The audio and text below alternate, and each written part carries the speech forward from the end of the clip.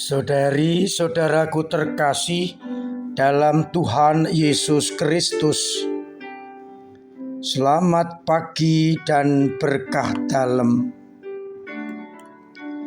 Kita berjumpa kembali dalam renungan harian kita, Sabtu 17 Juni 2023. Hari ini kita peringati hati tak bernoda Santa Perawan Maria. Gereja menghormati Bunda Maria sehingga diberi gelar hatinya tak bernoda. Perayaan liturgis devosi ini telah dimulai oleh Beato Yohanes Eudes pada awal abad ke-17. Bersama para anggota kongregasi lainnya, ia memperingati hati Maria tak bernoda. Perkembangan awal terjadi di Perancis dan kemudian berkembang ke seluruh dunia. Setelah melewati pemeriksaan teks-teks liturgis, terutama dalam Gereja Katolik Roma, maka Paus Pius yang ke-12 tahun 1944 memperluas liturgi perayaan ini dalam Gereja Universal. Penetapan ini menunjukkan kepada kita bahwa Maria yang dikandung tak bernoda ini, hatinya juga tak bernoda. Sebenarnya sudah sejak awal penampakan Maria di Fatima tahun 1917, animo untuk menghormati Maria tak bernoda sudah sangat besar.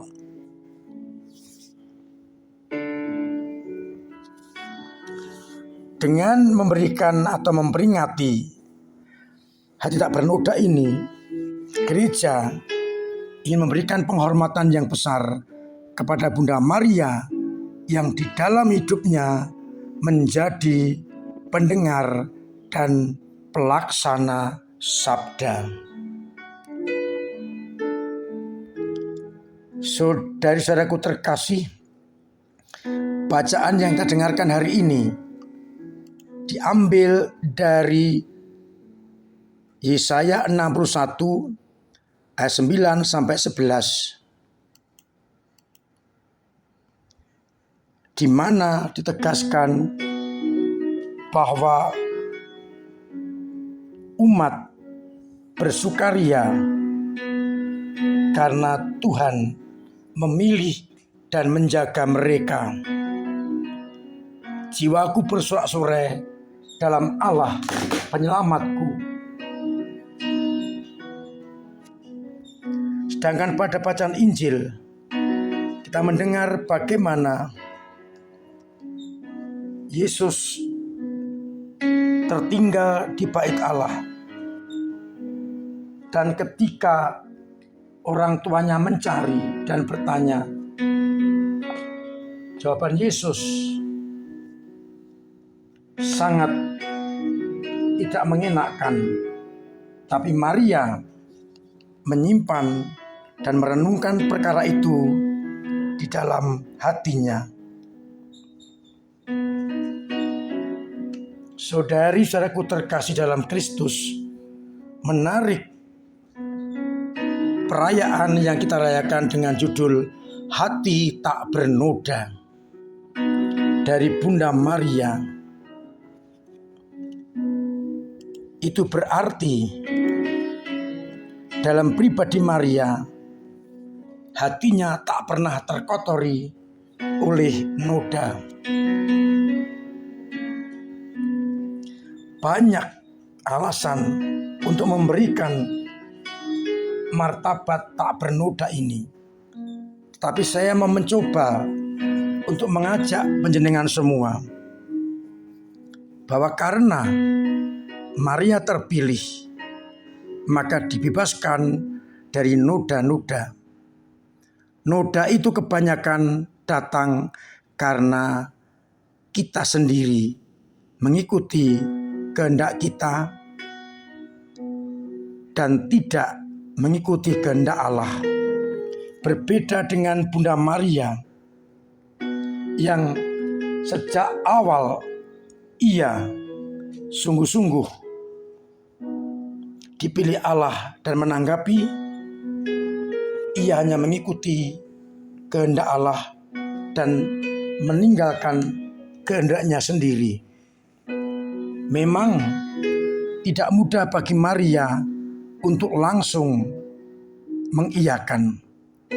Ketika diberitahu oleh malaikat bahwa ia akan mengandung dan menjadi ibu penebus, Maria sempat protes. Bagaimana mungkin itu terjadi karena aku belum bersuami? Tetapi ketika malaikat mengatakan Roh Kudus akan turun atasmu dan seterusnya, Maria langsung menyerah. Aku ini hamba Tuhan, jadilah padaku menurut perkataanmu. Dan saat itulah Maria mengarahkan hidupnya hanya kepada kehendak Allah. Sekalipun tantangan-tantangan depan tidak ringan. Simeon menubuatkan hatimu akan ditembusi dengan pedang. Ia mendapat jawaban dari Yesus ketika ditemukan di bait Allah.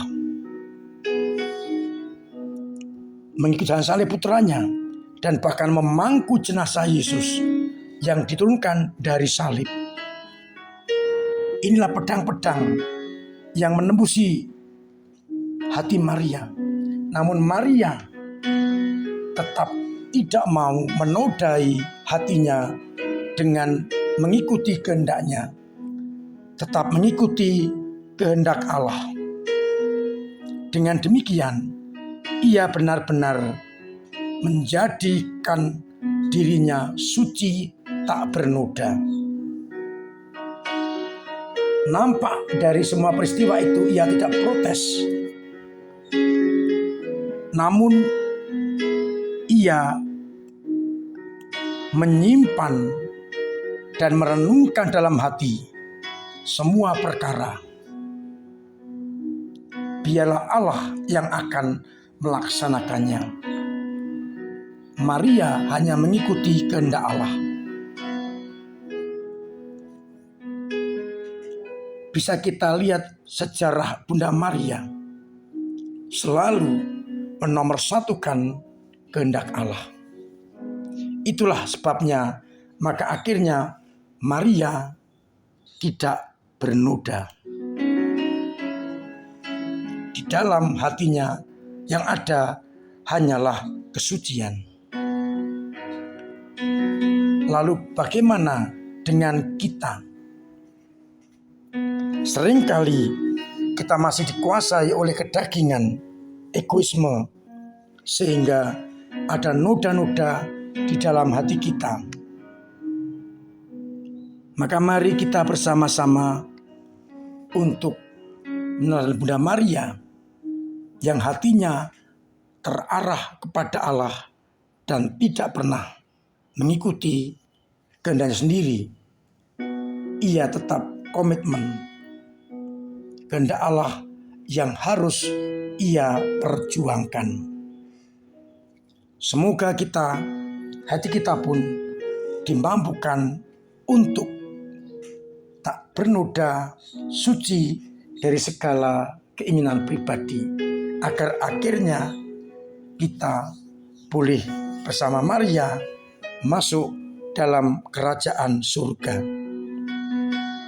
Tuhan memberkati kita sekalian. Amin. Marilah kita berdoa.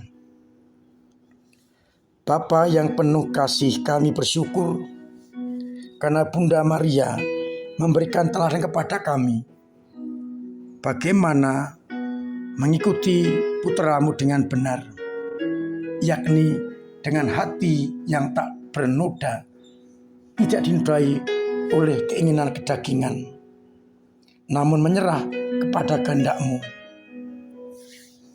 Dengan segala konsekuensi, mampukanlah kami untuk tetap setia, menjadikan hati kami tak bernoda, karena hanya mengikuti kehendak-Mu.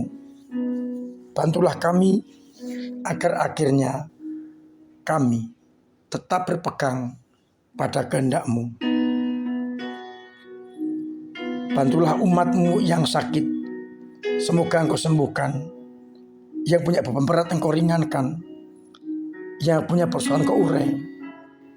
Dan yang kesulitan ekonomi Engkau bantu oleh sesamanya, agar akhirnya mereka tidak menodai hatinya dengan tindakan-tindakan yang jauh dari kehendak-Mu. Dengan kesehatan yang prima, dengan jaminan hidup, mereka diharapkan tidak menodai hatinya dengan tindakan-tindakan yang tidak terpuji. Maka bantu mereka, kuatkan mereka. Untuk itu ya Bapa, bimbing dan sertai kami dengan berkat-Mu sendiri, Bapa dan Putra dan Roh Kudus. Amin. Saudari-saudariku terkasih, tetap saya mengingatkan agar kita mematuhi protokol kesehatan demi kesehatan bersama. Cuci tangan pakai sabun, pakai masker, jauhi kerumunan, booster, dan sungguh-sungguh pola hidup yang sehat. Agar dengan demikian kita akan semakin mampu untuk hidup sesuai dengan kehendak Allah.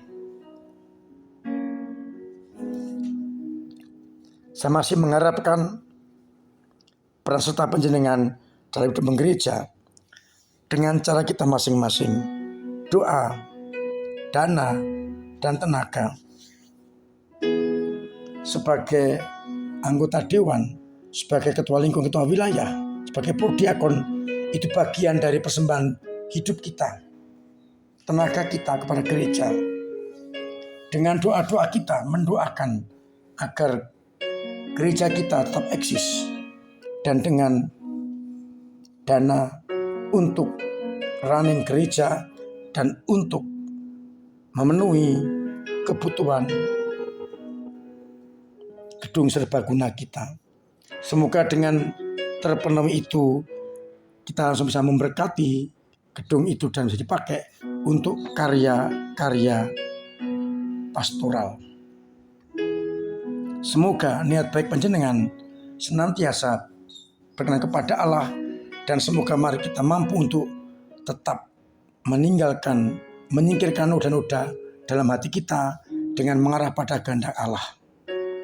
Akhirnya saya mengucapkan selamat pagi, selamat merenungkan, salam sehat, Tuhan memberkati.